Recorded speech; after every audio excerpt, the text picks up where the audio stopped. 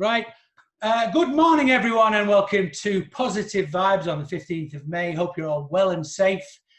Listen, today is a very special day. So if you want to share this or you want to watch it live in replay, you want to comment, you want to ask questions, please feel free. I've got a very special guest today. Let me give you some of these stats.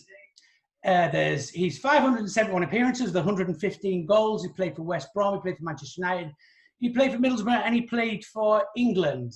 He captained England 65 times. He played for them 90 times, scoring 25 goals. There was only Billy Wright and Bobby Moore that captained England more than him. Now, you may know him as Robbo, Captain Marvel. I know him, he's a friend of mine. I know him as Bryan Robson. Bryan, thank you so much for agreeing to, and thanks to Denise, for agreeing to appear on this. It's an honour. Thanks for the invite, Phil. By the way, when you were reading those stats out, I thought you could have done that by memory, not reading them out. No, there's that many stats here, mate. You won't believe it. I've got sheets of paper. Everyone else, I can manage that. But with you, I'd have to do it in 4 parts. I mean, it goes on and on. I mean, the quotes, the accolades, it's just phenomenal. So anyway, you talk like that, that's why I came on. I'll blow plenty of smoke, yeah. So listen, born in the northeast like myself, Chesterley Street. Two brothers, one sister. And I saw a great picture the other day of Bobby Charlton and his mum, Sissy. And she's jumping up in the air. It's a great photo if you get it. She's jumping up in the air, out jumping him and heading the ball. And that just summed up the northeast and the fervent football flavour that was up there. Was it the same for yourself and your family? Yeah, Phil, because in them days, you know, you're talking about sort of like the 60s. There wasn't anything else up there. There was no rugby, no cricket. You know, people just weren't interested in the whole. Everybody just played football. All my mates, that's all I ever wanted to do, play football. So you get captured by that because that's all there was to do up there. You know, you've got the mines, you've got the docks. And so you had that, and so everybody's treat was to either go and watch Newcastle or go and watch Sunderland. If you really had to go and watch Sunderland. you never went to watch Sunderland. Don't lie to me. Hey, you know what? Now here's the first story. Then when we're setting off, the first game, even though all my family were Newcastle United fans, and I was a Newcastle fan, the first game my dad took me to was a FA Cup game at Roker Park, and it was Sunderland v Man United, and Man United beat them 2-0. But that was the first game, and then I started going to Newcastle. The first game I ever went to see was Northampton Town. They were playing, because the only reason why I remember that as well is because I've got the programme. Oh, right, yeah. Oh, did you... I mean, who was your favourite player at that time? Because you're obviously a Newcastle fan. Who was your favourite? At that time, really, we had a captain, Bobby Moncur, centre half. Yeah. He was a really good player. And then Wyn Davies captured me because Big Welshman. 1968-69, when we won the Fairs Cup, beating Ujpest Doza. In that run to the final of the Fairs Cup, my dad took me to all the home games, and Wyn Davies, he was that good in the air. He terrorised all these European teams. 6'2", wasn't he? He was a big lad. Yeah, 6'2", but he like was brilliant at leaping as well. He was a good athlete and that. Yeah. So he dominated some of the European teams that we played in that run. I think that was the last time you won anything, wasn't it, Newcastle? It certainly is. Yeah. Amazing, absolutely amazing. That is, for a club of their size to have only won that one competition in all those years. Well, things might change now, we don't know. But with you, it doesn't surprise me, captain of the athletics team, captain of the football team, all the rest of it. So you play for Washington District, and then you get trials for Burnley, Coventry, Newcastle. Well, and that must you must have loved to have played for your town.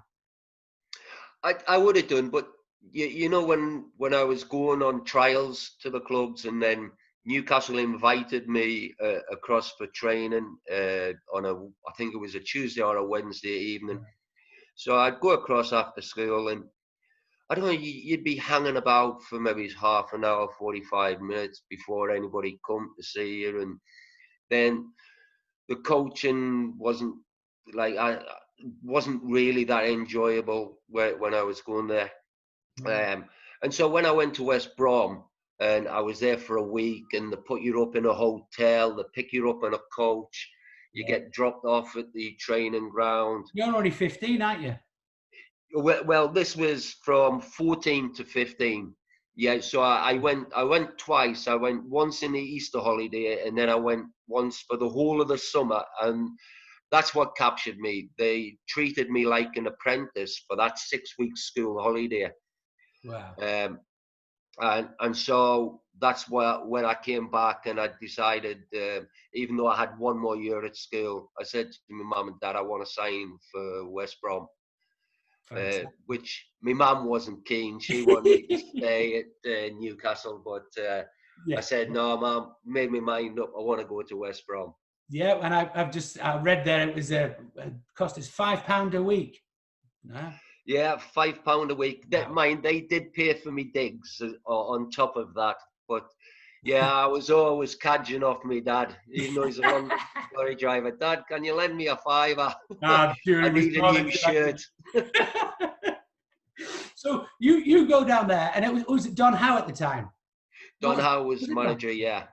So you go in there, force your way in the team, and then I was reading, player manager was Johnny Giles.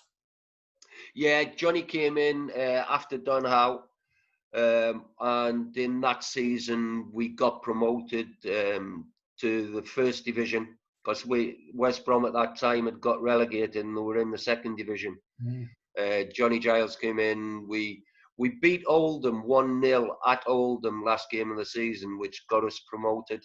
And I was part of the team that, well, I didn't actually play in the game, but I was sub.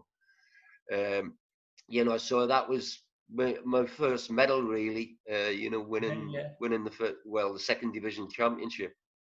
I mean, fantastic. But from there, obviously, the thing that when I was reading about you, and I've known you a long time, but the amount of injuries, I mean, even then, ankle, you broke your left leg, I think it was, and then you refractured your left leg. And I mean, you could have gone on to, we'll get into that later on, but so unlucky. Those sort of, it's the way you play, probably, I suppose, fully committed, but. Yeah, I mean, I came back from the first break probably a little bit too early. And I went into a tackle in my second reserve game back, and just the pressure of the tackle refractured it. And that was more painful than actually breaking your leg the first time or the third time. Yeah, different times and different days. And you look at the pictures, you see, I say to my boy, he's only 16, I keep saying, look at the pictures, look at these tackles. The referee never showed a card. There weren't pitches in them days, Phil. There were beaches. Yeah, right. Lovely beach. Yeah. Well, you're right, because you couldn't see any of the lines. Yeah. So then I'd been out for about just over a year. Came back. We're playing Man City, and I broke my leg or my ankle, right ankle, in that game, and so that was me out for about another 10 months. So yeah, that was a bad 2 years of just going into the gym, rehabilitating, getting your head round. Have you got brittle bones or something like that? But the good thing about West Brom at that time, they had really good medical staff, and so I had a lot of faith in them. But it was hard work, the training, getting back. After that time out, getting back to full fitness and everything, but it worked out okay. Yeah, slightly. I was just looking at that team. What a team at the time. I mean, I know Lenny Cantello. I couldn't remember he played there. But obviously they talk about the 3 degrees, as they called them at the time. What players? Batson, Cunningham, Regis. I mean, wide at the back, you've got Robertson at the back. Fantastic players. A great team. Yeah, we were a really good team at that time. And Ronnie Allen had come in after when Ron Atkinson went to Man United. Ronnie Allen came in, and he said, in the summer leading up into the season, because we got into Europe again for the 4th year running. Right. And West Brom were trying to get me to sign a 4-year contract, and I was going, well, what's the plans? And they said, no, nobody's leaving. And we're looking at signing Trevor Francis from Birmingham City. Oh, yeah. And I went, well, I was playing with England at that time, and so was Trev. And so I thought, whoa, him going up front with Cyril Regis, and then you've got Laurie Cunningham. Yeah, And yeah. I'm thinking we're going to have a really good team if we do that. So I signed a 4-year contract. And what did West Brom do? Sell Len Cantello to Bolton, to sell Laurie Cunningham to Real Madrid. And I'm going, what's happening here? And we didn't, Nottingham Forest signed Trevor Francis, who win the European Cup. Yeah. And so, like, that really made me unsettled. And I just said, this contract doesn't mean anything to me. You've just conned me into signing this contract. Yeah. You know, you haven't held up to any of the promises of what you said you were going to do. Yeah. So that made me unsettled. I can imagine a bit disillusioned with all that. But then, did you have any inkling? Because this is the part, obviously, that people around here want to get to. Did you have any inkling that United were in for you? Because didn't Remy Moses go from there? Yeah, me and Remy went in a joint package in the end. Package. Okay. Yeah, so it was a 2 million package, and they said that Remy was 500,000, that was 1.5 million. Which was but a Liverpool, well, it was transfer, was a record then, at that time. But Liverpool were also supposed to be interested in me at that time. But Terry McDermott, who I was mates with in the England camp, Terry had said, the gaffers told me that he can only go up to £1 million. And I said, well, I know for a fact, Terry, West Brom are not going to accept that. So we were on an England trip, and we were playing in a World Cup qualifier in Switzerland. And the phone went in my hotel room. Next minute, it was Ron Atkinson on the phone. Boy, how are you going? And so, you know, there's no tapping allowed in football. How do you fancy coming to Man United? And I went, if you can make it happen, yeah, no problem, run a massive club like Man United. Yeah. I says, but I think you're going to have trouble, though, because I've just signed a 4-year contract. He says, well, I'll work on it with, West Brom and with the board. And anyway, he made it happen. I mean, I had to wait till the October before the transfer went through. Yeah. But yeah, then it was a great move for me because just a bit. I knew I had a possibility of winning things with Man United, where West Brom I felt were going the other way. Yeah, I mean, I'm interested. You go into Manchester United and you're a record signing, so you've got to deliver straight away. How did they just give you the number 7 shirt? Because obviously the number 7 shirt and 11 shirt there, well, that great names before. Well, where it came about, Phil, was when Johnny Giles was manager. He played me everywhere, and so I was wearing number 3 when I was playing fullback. I was wearing number 5 or 6 if I was playing centre half. Even played me left winger, right winger. And then I got into the centre of midfield, and I was wearing the 7, and I kept my position, and I stayed in the team as a kid. And I thought, number 7 seems to be a lucky number for me because I'm playing all the time. Yeah. So when I went to United, Stevie Coppell was wearing the number 7. Right. And obviously I'd played with Stevie with England. And so when I came in, I went, Steve, would you have any problem me wearing the number 7? And Stevie Coppell just went straight away, yeah, Robbo, if you want to wear the 7, you wear it. He says, I'll wear the 11. And so Ron Atkinson wasn't bothered about that. And so that's where I just started wearing the 7 all the time I was at United. Well, yeah, it was a lucky number for you, wasn't it? Yeah, it was, mate. Great times at United. And then while we're talking about the 7, it was when Eric came in, he wanted the number 7, but then you had to actually get the 7. Yeah, well, the numbers then were designated to a player Yeah, of course. because of Good the now. names on the back of the shirt and all that. So Eric came in and he asked the gaffer if he could have the number 7. Did And you I not said to the ask you? gaffer, no chance. No, no. But then when we won the title, we signed Roy Keane for the next season. So I knew Keano and Ince, young lads, really good players. And I thought, I'm going to get a few games here and there. So I went to the boss at the start of the next season. And I said, look, when you're doing your numbers, Eric can have the 7 as long as I get the number 12.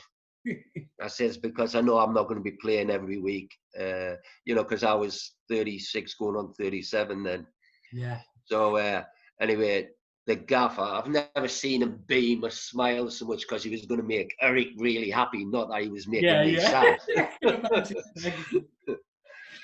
So that's how it came about.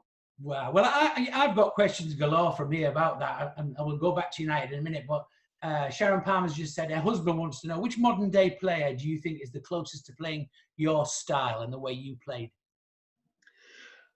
I think the game's changed a bit with the coaches and the way the style of play. I mean, we always wanted to have box-to-box central midfield players, with maybe 4-4-2 and playing the 2 wide players, where a lot of clubs now want to play 4-3-3 or even 3 at the back. So it is a bit different. And I don't know, there's not really anybody I can say would be a box-to-box player. They're either sitting players or they're an attacking player, like a Pogba. Yeah. But they get much more freedom now, don't they? That's the or like Nemanja Matic at United. We class him as a sitting player. He likes to just sit in there and play. I mean, the kid who's done really well at United, if I just talk about United for a minute, Scott McTominay. He works really hard.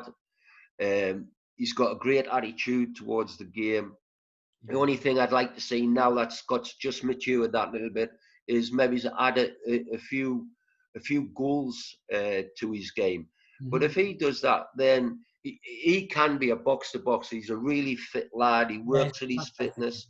So if he just understands when to arrive in the box and score a few more goals, then he could be similar to what people like Keane, Ince, and myself were. Yeah, well, you can't. I mean, you were more than that, really. It's all right saying box to box, but you played in nothing but 4-4-2, no doubt. I mean, occasionally it may have changed as it developed. But I mean, there's players today like I look at people like Grealish down at Villa. I look at Grealish and I just think he just reminds me a bit of someone going back in the day, like a not quite like Frank Worthington, but you know what I mean. He'd go a long way to get to there. But he's got that ability. He does track back. He's a strong player. I just think that England now need to come away, get something solid, like when you played, instead of and feed these players in like Grealish. That's what I think, because I can't see football's changed, as you well know, and it's all about having an engine. And if you haven't got pace, you can't play football. That seems to be the general consensus, which I don't agree with. I told you before I came on, Phil. I was talking to the academy boys over social media and that, and there was a lot of them on, and they were firing questions at us. And one of the things I said to them is that if you are not fit and dedicated and donate everything to wanting to be a professional footballer, if you're not fit, you can't play in today's game. Yeah. That's it. Words of wisdom. I mean, leave that aside. That sums you up. I saw something that you'd said, and when you moved from West Brom to Manchester United, what you said was, I'm not motivated by money. I just simply want to be a winner. And that comes across. And I know, I mean, that if more players had that attitude, we'd be in a better place anyway. Look, we all like to have a bit of money and that, but, for me, West Brom offered me more money to stay because they had me on a 4-year contract anyway, but they wanted to add more to that contract. And, and I said, to one of the directors who was trying to convince me to stay. I just said it's not about the money anymore. I says and I know yous are trying to match whatever Man United be, or even paying me more. I says, but I want to win things in my career. I'd hate to finish my career and not have won anything. Yeah. And so it was my motivation to come to Man United, because United had the tradition, the charisma of winning things, Yeah. but the expectation as well. And you've got to push yourself to be a top sportsman. Yeah, Yeah. you know, Yeah. there's no point of just sitting there being second best. Who wants to be second best? Nobody remembers second best. No, well, you're right in that. It's a very English trait that people do remember that. I am in complete agreement with you. Look, let me ask a couple of questions about United, because I wanted to ask what your favourite goal was for United. Myself, I wanted to ask that. I know you won goal of the season. Favourite goal, the replay of the semi-final in '85 of the FA Cup, beating Liverpool 2-1. Yeah. But yeah, I think that was my favourite goal. We're 1-0 down, played a 1-2. I think it was with Gordon Strachan on the halfway line, and then went through. And I felt it was either Mark Lawrence or Alan Hansen, where I could feel them gaining on me. And I just thought, I need to belt this now. So it was one of those where I just smashed it from 30 yards. And thankfully, in the semi-final, it went right in the top corner. Then we go on to win the game, but more importantly, we went on to win the FA Cup with a Norman Whiteside great goal. Oh, the Everton one. Against Everton. Yeah. You know, but that's my favourite goal for United. Oh, fantastic. Well, let's leave United, because I'm getting this thing. I've got to get a move on, because I know how long I've got you. So let's talk a little bit about Middlesbrough, because you know I'm a northeast lad like yourself. Took over at Middlesbrough under a fantastic chairman, by the way. Steve Gibson's got to be one of the best ever, is he not? Yeah, we had a great relationship. The reason why I went to Borough was because leaving United is obviously really hard. But his plans for Borough, with new stadium,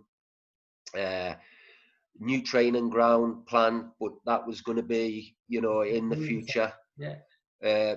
But then when he turned around to me and he said, "Look, I've got a couple of £1 million which you can spend on new players." I thought, yeah, he's given me a chance to be able to build on the squad that I knew Middlesbrough had already got, because I knew a few of their players, people like John Henry and that, Stevie Vickers, Derek White, Scottish international, Chris Morris, Irish international. So I knew they had some decent players.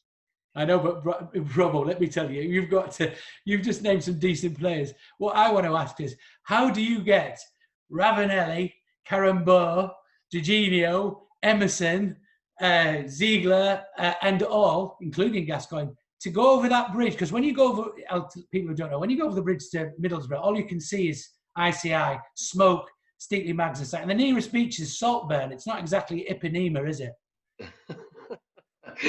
I'll let you say that. I just look at Yarm, Stokesley, beautiful little country villages and everything. That's in the Middlesbrough area. But no, I mean, the new stadium, obviously the most important thing was for us to get into the Premiership. And luckily we did that in the first season. Last season, yeah. So then you're moving into a new stadium. Nick Barmby was my first major signing, where he's an international young lad, but wants to come to Borough because he saw the plans that we had looking ahead. But then Juninho was the big one. You know, when I was coaching with Terry Venables with England, we played in the competition where Japan, Brazil, ourselves and Sweden were in it, the Umbro Cup. And I saw, like, I was scouting and I was watching the Brazilians in a few of their games, and then obviously they played against. And I thought, crikey, use that little midfield player. And so I did checking up on him. and then the left back as well. I was checking up on him, and they were both 19. And so I went back to the club after this competition and into the next season. I got people working on who was his agent and all this other thing.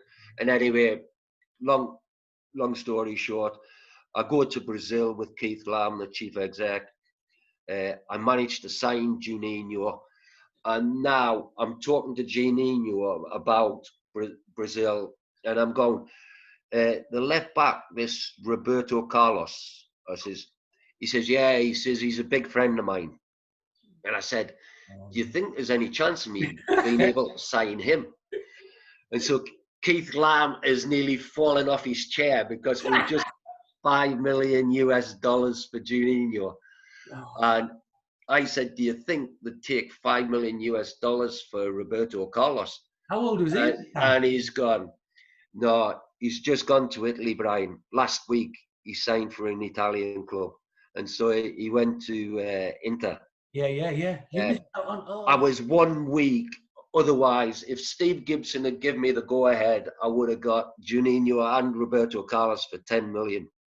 Oh, can you imagine that? Roberto Carlos in Middlesbrough. But you know, in Middlesbrough, there is a big Brazilian community.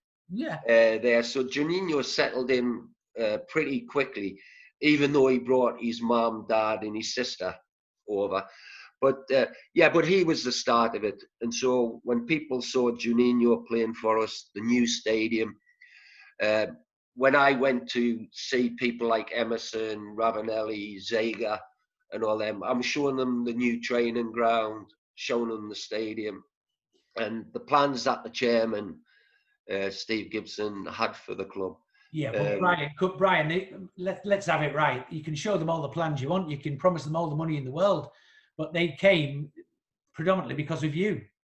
That's it. Well, I think Juninho did. He came because of me. And then I always say, as a manager, if you are wanting to sign the best players, the best way of signing the best players, you sit down in front of them, wherever you can get that meeting, and you tell them why you want them, the reason, where you're going to play them, where the football club wants to go, and then you've got a far better chance of signing the players that you want.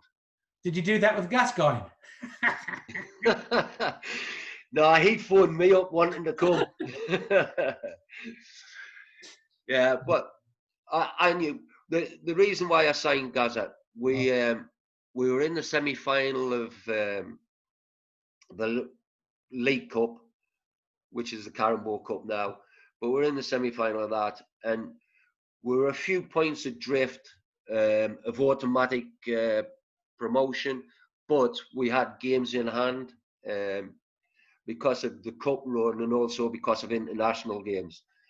And I just looked at Gaza and I thought Gaza's total ability, the quality that he possesses, he'll do it, even though he had a couple of major bad injuries which had affected his pace away from people and that. But I just thought the football brain and the quality that he's got on the ball will just be the last piece for us to push on in the last sort of 10 games and get promoted back because of the relegation, because of the 2 cup finals, and also the 3 points deduction.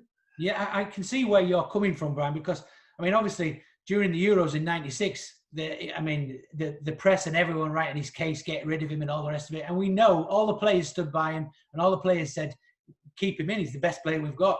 And he proved it with the goal against Scotland. So you could never write Gascoigne off, and I can understand clearly where you're coming from. Yeah, well, that's right. And, I was proved right. People say, it's a time bomb or it's a big risk. But for me, I knew Gaza would get us promoted, and that's what I wanted. Don't get me wrong. I'm not saying Gaza got us promoted by himself, because the lads had done a lot of work to get us where we were in the league. And we had some very good players at that time. People like Andy Townsend was a great captain. And so Paul Merson had a fantastic season for me. Sorry about my telephone going off behind me, but no, but yeah, I just thought Gaza was the right time to get us promoted and do well in the cup final. Yeah, unfortunately, we didn't win the cup final, but we gave Chelsea a hell of a game. You did in the three occasions there. Listen, you're a legend up there, and I'm reading some of these things here. Gascoigne said you were the greatest player that he's ever seen or played with on a pitch. Bobby Robson turned around and said you're one of the greatest players, along with Shearer and Beattie, which you would say because he was his captain at Ipswich, that he's ever managed. I mean, this is what I'm saying to you. This is why I've got to look. There's that much stuff on you. I mean, if I was called Captain Marvel, I would be delighted. I think it's the greatest nickname you could ever get, is it not? Well, it's not bad. The only thing is trying to explain to your 5-6-year-old grandson. When he goes, Grandad, I thought you were a footballer. Why did I call you Captain Marvel? And I go to him, it's not because I'm in a cartoon film. You know, going back, there's so much time. I don't know how much time we've got left. We've got to keep going. Thank you. We've passed that. I want to go to England because there's a question I wanted to ask, and a friend of mine came in with the same question. Obviously, we go back to Spain. The fastest goal, 27 seconds. 27 or 27 seconds. Goal. I was there because I was watching it. I could not believe it. What a goal! What a start! As always, England promised. Brilliant start. So there's that campaign. But then, of course, we go into 86. And against Morocco, it was an old existing, your shoulder, wasn't it? Which was an existing one that put you out of the rest of the tournament. Yeah, I mean, my biggest regret on that, Phil, is the specialist said when I actually did it in January against Coventry at Old Trafford, he said, look, Brian, we never sew it back in straight away. Give it a chance. Let the ligaments heal and build the muscles up around it. And so I didn't have the operation. I mean, in hindsight, I would have said, because they don't want you having big scars and all that. In hindsight, I would have went, just sew it back in so that I know I can get fit for the World Cup, which is coming up in the summer. But I didn't. And then when it came out for the second time against West Ham down at Upton Park, I didn't have time to have the operation and be 100% fit again for the World Cup. So, you know, I spoke to Peter Scudamore, John Frankham, two jump jockeys who had every injury going. And so I was asking the lads what they do when they dislocate the shoulders and everything to get back. And, you know, they were telling me all different exercises and press-ups and all this sort of thing to do to get it as strong as it could. But you go to the World Cup, other than the shoulder, I was as fit as I'd ever been. I mean, the bleep test, I was smashing. Yeah. You know, I was doing 1,000 press-ups a day. But in the Morocco game, it just didn't happen and the shoulder comes out. You know, so massive disappointment for me. Well, do you know, I mean, yeah, of course, it's a disappointment for you. It's a disappointment for all the England fans because I think Ray Wilkins did Ray Wilkins get injured? Ray got sent off. Sent off, that's right. But going back, we all know that. Going back to the next bit, the questions that came in, the question that I wanted to ask, a friend of mine said the same thing. Would you have caught Maradona? I wouldn't have had to catch him because I would have tackled him or brought him down on the halfway line. And Reedy always says that because Reedy went in place of me and Reedy said to me, he said, you know what, he says, that goal would never have happened, he says, if you'd been playing. He says, because I know you would have probably leathered him. Yeah. Well, I saw Reedy a while back, and Reedy looks like he's going backwards. I said, you know, you could probably catch him now, Peter. It wasn't just Reedy, by the way. Once Maradona got on that run, there was a few people going backwards. Steve Hodge, Butcher, Fennick, was it? There's a few. Yeah, I know. Oh, but that would have. I mean, everyone has regrets in careers and everything else. You can't have many regrets, but I'm sure I know what you're like, and you're so focused. Regrets, I would say. Did you regret not taking on? Were you given the opportunity or asked to be put on the shortlist for England? The manager. Yeah. After '96, you know, Jimmy Armfield had told me that that's why I got in behind Terry, because they wanted to groom me, and see if I could develop to be an England manager.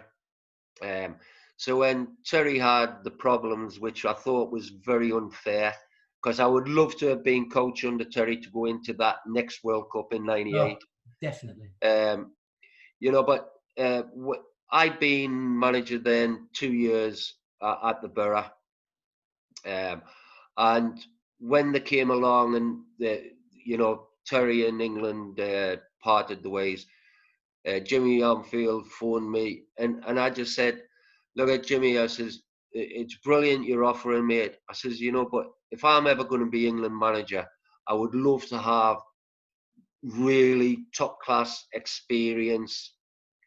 So then I go into the job and I don't let England down." And when I look back, that's probably the worst decision I ever made, because when I think about it, the squad of players that we had at that time, we saw it in '96. We could easily have won the European Championship. Yeah, kick away. Yeah, you know, so we weren't far off. Oh. Then you know, you had people like Beckham and Michael Owen, these sort of players coming through to go along with Alan Shearer and Sol Campbell and these players who'd done so well in '96. Yeah. So yeah, that is the one regret. It was a bad decision. I should have said to Jimmy Armfield, another one, hindsight, I should have said to Jimmy Armfield, "Look, can you leave it with me for a week?" And then I could have asked people like Sir Alex and all that, rather than just make a decision straight away on the telephone. Yeah. So yeah, bad decision. Yeah, bad decision we make those, but there's plenty that outweigh that. It would have been a great decision for all England fans like myself, because I'll pay testimony to what you said. That team were fantastic. Pierce, Sheringham, Shearer goes on, and you'd have only made it better. And they needed someone like you to look up to. And Venables just disappeared. Can't understand that one. But I want to leave this alone now. And listen, I would love to at some point revisit, because I've got stories about you and when Denise went up to Newcastle and someone spat false teeth in a thing in a workmen's club. I've got stories about Lou Macari cutting up socks and putting them in journalists to give to give them tea. I've got all sorts of stories like that. But you've got to understand I'm a fan, so I get carried away with the length of this. So if I can get you back at some point, if this goes on and it looks like it's going to go on, and I know how busy you are, if you've got another half hour at some point, I'd really love to do Bryan Robson Part 2. Yeah, Phil, if you've got a slot where you want another half hour, if you come back, probably not next week, mate, because I've got quite a lot on with Man U. And I won't tie you down to that, mate. Any time you're available, I'll work around you. But maybe it's the week after. Let's have a look at the week after, because we're still all in lockdown 2 weeks' time. So, yeah. Definitely. Well, all of those stories, that's the funnier side. And, you know, we know what football was like there, and you've got some stories, and I've read some stuff, and I've got stories. But I've got to ask you this, and every week I do this, I go into this. I'm going to take, in lockdown, Bryan Robson into his own man cave by himself. What food would you take? One meal. What meal would you take? Food. Oh. Favourite? Anything? It probably would be a large packet of plain crisps. My missus loves that one. We've never had a large packet of plain crisps. Superb. What about a drink to go with it? Oh, that's no problem. Bottle of Budweiser. either a bottle of Budweiser or probably a bottle of Sauvignon Blanc, because that's a bigger bottle. Well, see, it's you can have two. How's that? If you're only taking in plain crisps, you can have that. So then I'm going to make a film. I don't know what I'm going to call it yet, but I'll think of it. It's on Bryan Robson. Just Captain Marvel, but I'll probably get done for that. So who's going to play Bryan? It can be an actor, it can be anything. I've been told this before. Richard Gere. Oh, yeah. You must have been told that a few times. Oh, hear that, girls? Richard Gere. Now, who's going to play the lovely Denise? Pretty Woman. Julia Roberts. Yeah, because I've met her in the USA as well, and she's a great woman. Ah, there you are. Hey, not bad, Den. Who's going to play Alex Ferguson? Shrek. Don't tell him I said that. I'm not going to say a word to him. Listen, thank you so much, Bryan. Really appreciate it. You've been brilliant, and I'm sure everyone out there, and I know they've all enjoyed it. I'll see you soon, mate. Keep safe. Hope the family keeps safe, and thanks again. Legend. Great stuff. Thanks very much, Phil. Keep safe. Keep safe, everybody out there. Thank you.